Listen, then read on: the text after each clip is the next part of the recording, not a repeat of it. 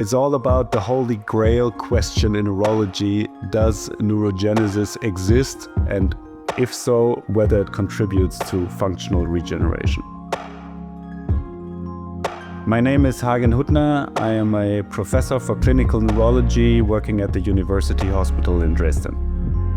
My main clinical expertise and clinical research field is neurovascular disease, notably stroke and its acute treatment strategies.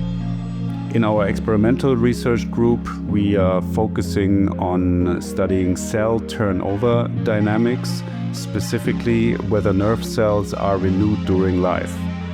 We use innovative techniques aiming at exploring whether, and if so, to what extent, neurogenesis contributes to functional regeneration and recovery after stroke. If we could clarify this question, it would have enormous clinical implications for future treatment strategies.